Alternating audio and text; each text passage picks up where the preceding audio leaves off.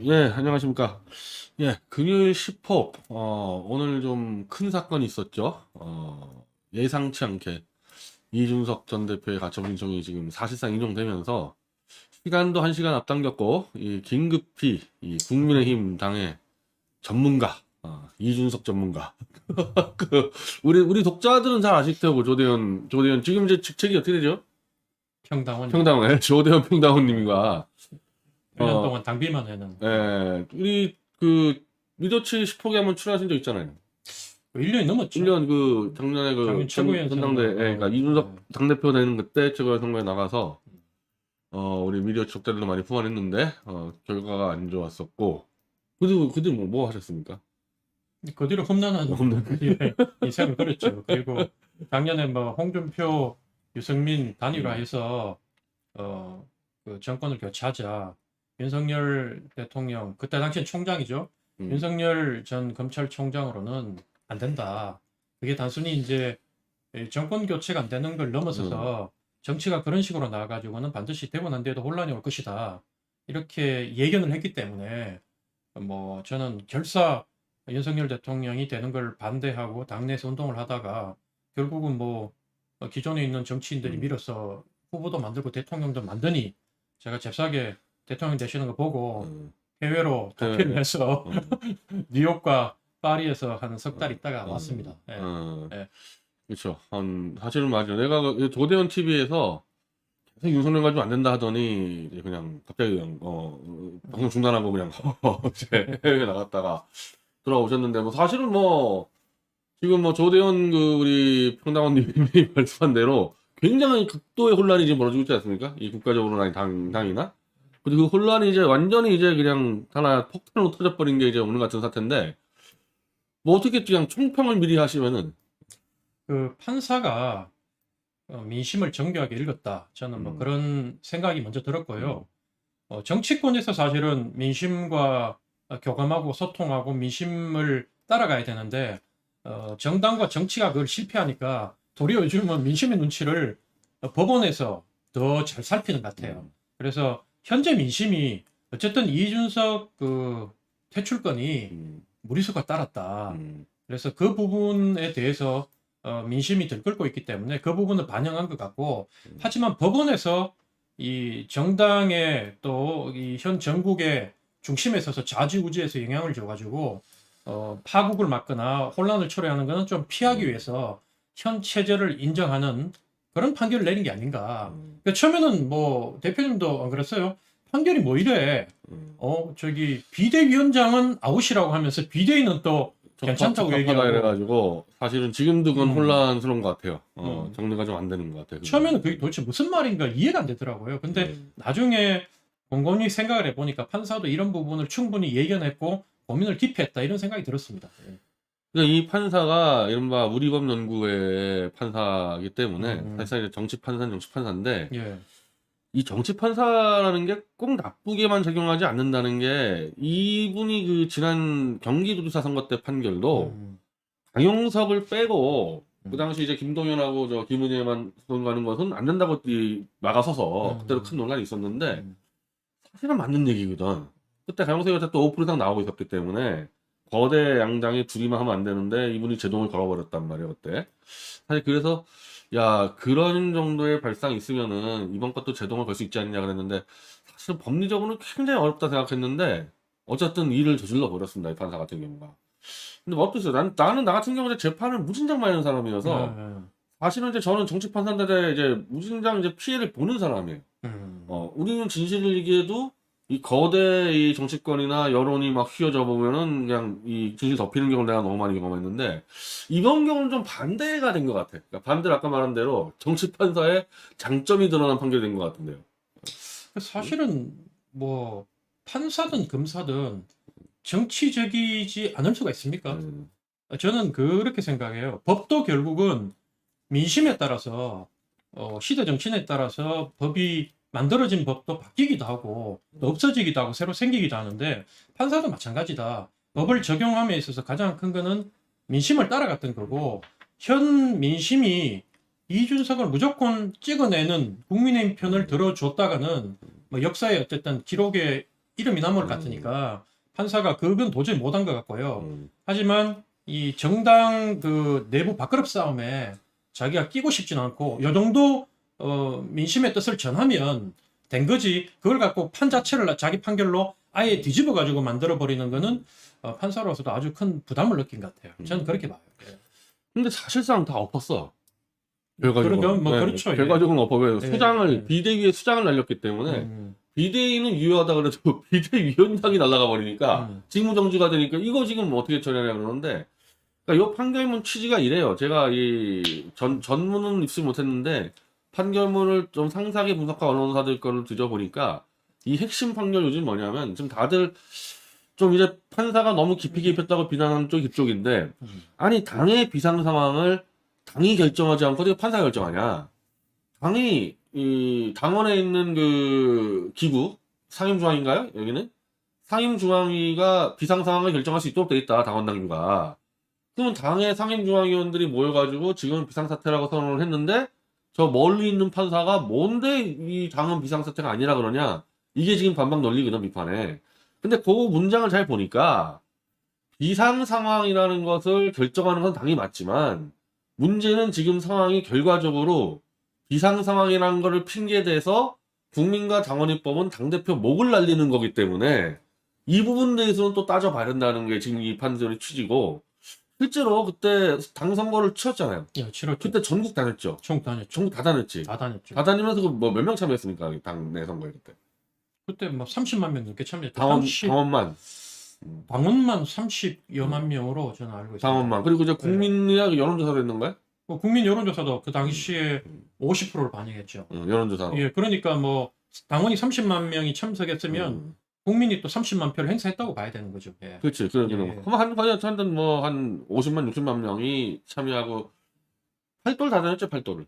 예, 정팔도 제주도까지 갔죠. 제주도는 안 제주도 안 갔어요. 갔나? 제주도 예. 안 가? 어디서? 호남 그 광주에서 건너 강주하고 제주하고? 광주에서 전남, 광주, 전남, 전북, 제주를 같이 뭉쳤죠. 예. 그때 돈도 많이 썼을 테고. 그렇죠. 뭐 예. 판돈으로 한 돈으로. 당 대표는 당시에 8천만 원인가 내고 최고위원은 그 당시에 이제 코로나 국면이라서 체육관에서 안 한다고 3천만 원. 제가 첫 번째 전당대회 나왔을 때 5천 냈고.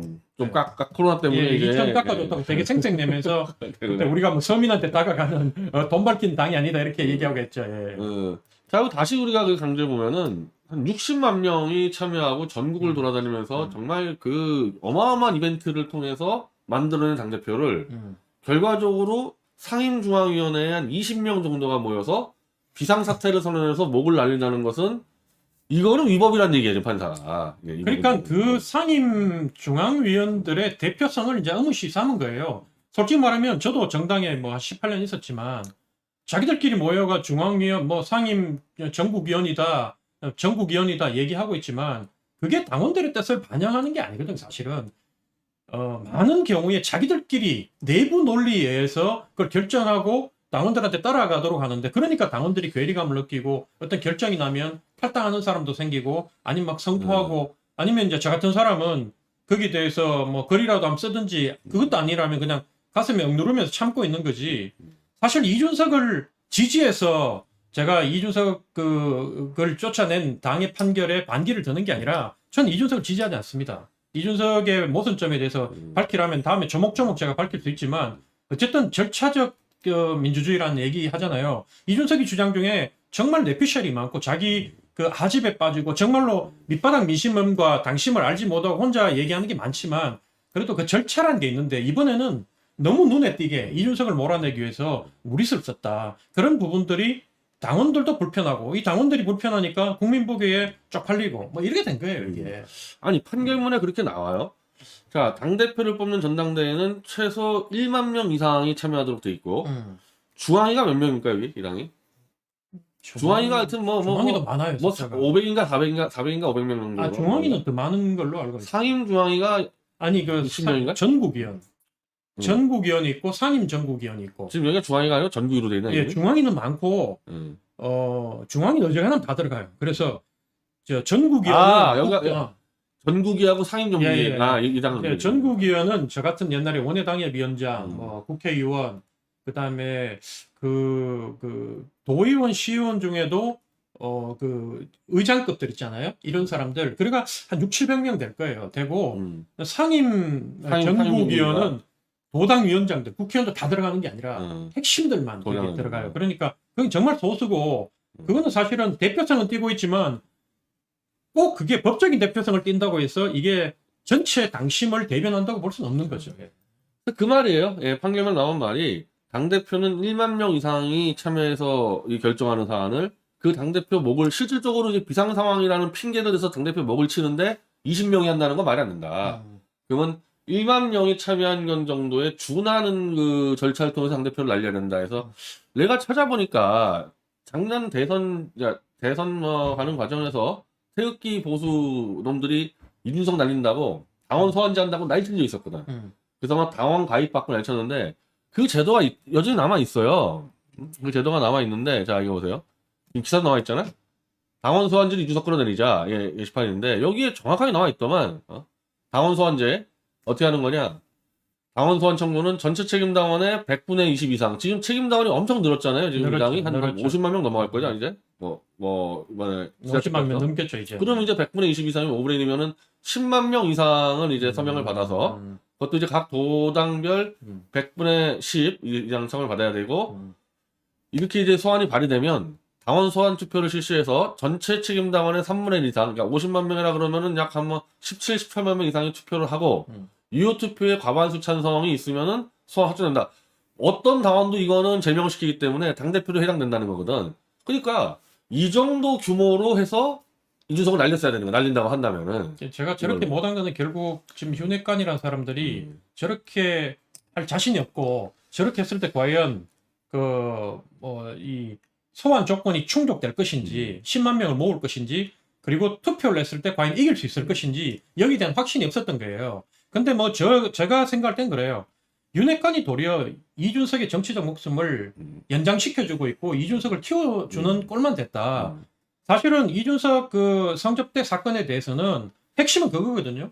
사실 그리고 왜 오늘도 제가 이준석 그 인터뷰를 봤는데 이준석 전 대표가 나와가지고 그 기자가 묻기를 성부분하고 그다음에 그 무마건으로 있잖아 각서 써준 거 증거인멸권 이걸 얘기하니까 아주 궤변으로 교묘하게 빠져나가요. 자기가 설명하면 너무 복잡하고 왜 그 각서를 써주게 된 뒷 배경을 설명하면 너무 길다고 나중에 판결이 나오면 내가 거기에 대해서 해명을 하는 차근차근 기자들한테 얘기할 기회가 있겠다고 하는데 참 이거는 평상시에 이준석답지 않은 행동이에요. 이준석은 자기가 유리하다 싶으면 끝까지 물고 늘어져가지고 1박 2일을 하더라도 이거를 밝히고 공격하는 게 이준석 스타일인데 그렇게 어물쩍 물러가는 거는 보면 누가 보더라도 심지어 이준석을 지지하고 지금 보호하려는 사람들마저도 이 부분에 대해서는 자신감이 없는 거예요. 좀 약하지요. 그렇죠. 네, 그 부분이 정확히 좀 해명이 안 됐기 때문에 그러니까 그 성상납 부분에 대해서는 지금 뭐 좀 안갯소리 가려져 있는데 그 왜 김철근 비서실장을 보내서 그 성상납을 제보하는 사람한테 7억의 투자각서를 써줬냐. 이게 만약에 거짓이면 그놈을 잡아야지. 여기 대해서 사실은 김철근 비서실장부터 지금 제대로 된 설명한 적이 한 번도 없어요. 똑바로 얘기하는 거예요. 저는 가장 크게 느꼈던 게 이준석하고 그다음에 그 접대했다고 협박하는 사람하고 통화하는 거 있잖아요. 그 통화 녹취록을 들어보니까 야 이거는 이준석이 꼬리가 잡혀도 뭔가 잡혔다. 아니면 평상시 이준석의 목소리 톤과 그 말하는 투가 그렇지 않아요. 근데 누구 한 명 보낼 테니까 만나보라고 얘기를 하고 하는 투가 아 이거 뭐가 있다. 저는 그때 정황상 확신이 들었고요. 대부분 아마 그렇게 좀 판단했던 것 같아요. 일반적인 사람들도. 솔직히 말하면 이준석이 만약에 잘 나갔으면 우리 당내에서 윤석열 계속 이렇게 대통령 띄워주고 당내에서 잘 나갔으면 이준석을 누가 공격할 것 같아요? 저는 민주당에서 공격하고 정의당에서 공격해서 여성단체, 시민단체, 좌파 쪽에 있는 단체들이 공격해서 이준석을 끌어내릴 건데 지금 전부 다 야당에서 납사가지고 이준석 보호에 들어간 거 아닙니까? 라이언 준석 구하기 운동에 들어갈 정도로 됐다는 게 윤핵관들이 참 머리가 나쁘다. 이 사람들은 그냥 운이 좋아서 권력을 잡다 보니까 늘 이 예전에 박근혜 대통령이 있고 이명박 대통령이 있을 때 비주류 했던 사람들이 많다 보니까 이번에 권력을 그렇게 뭐 운이 좋아가 잡다 보니까 이 정치를 이끌어가고 풀어가는 능력이 현저히 떨어지는구나. 뭐 저는 그런 생각이 들었어요. 그러니까 그 당시에 이거 강용석 변호사가 오픈을 했는데 강용석 변호사가 다 까버렸어. 이거 윤핵관한테 받았다. 뭐 윤핵관 실명까지 다 공개해가지고 그것도 뭐 윤석열 캠프에 있는 사람이다에 대해서 그때부터 시작이 됐는데 그러면은 그냥 경찰 수사에 일단 적당히 맡기면서 수사 결과 나올 때까지 기다려서 처리했었으면은 이런 위험한 짓을 안 했을 텐데 요걸 좀 더 먼저 날리려고 조급증이지. 어? 그게 아니면 내가 말하는 욕을 하던지 몇십만 명 동원해서 이걸 하던지 지금 당장 이제 아마 내가 볼 땐 태극기 보수도 이거 하자고 또 난리 칠 텐데 지금 이거 할 수 있겠습니까 이거? 이거? 지금은요 이미 그 단계가 넘어섰고요. 이거. 예, 지금은 뭐 이제 이준석도 그걸 알기 때문에 전국을 돌아다니면서 당원 가입해달라고 얘기하는 거고 이미 지금은요 저는 그래 봐요. 이게 서로 양쪽에서 새싸움을 아무리 해가지고 내가 이겼느니 네가 이겼느니 심지어 경찰 조사 결과가 이준석한테 죄가 있다 나와도. 없다 결론이 나도 국민들은 이준석이 무죄라고 경찰에서 결론을 내린다 하더라도 이준석을 무죄라고 생각하지 않을 것이고 국민들은 그리고 이준석이 죄가 있다고 얘기해도 국민들이 윤핵관에 대한 그 손가락질과 분노가 사그러지지 않는다. 이 점을 놓치고 있다. 저는 그런 생각이 들어요. 어제 제가 밤에 누구 한 분하고 이제 저녁을 먹으면서 그분이 얘기하시던데 뭐냐면 정치 초짜가 정치 철부지가 인생 철부지 하나 제대로 관리를 못 해가지고 결국 죽어나는 거는 국민들만 죽어난다. 신난 건 언론만 신났고 언론은 뭐 기사거리가 계속 넘치니까 얼마나 좋아요. 그래서 딱 그분이 정의하는 게 지금의 민심이다. 저는 그런 생각이 들더라고요. 예. 진짜 상황이 이제 경찰이 뭐 9월 말까지 뭐 발표 안 되는데 예를 들면은 이준석이 뭐 공소시효가 넘어갔다 하더라도 성매매한 사실이 있는 것 같다고 얘기해도 야 저것도 윤핵관들이 경찰 작업한 거 아니야 이렇게 맞아. 얘기하기 시작하면은 아무런 이제 진실에 관계 없어진 거예요. 아마 이준석도 그렇게 주장할 거고 뭐 그거 가지고 지금 이제 타협받지도 않고 이제 사실이 중요하지 않게 돼버렸지 않습니까 이 상황이.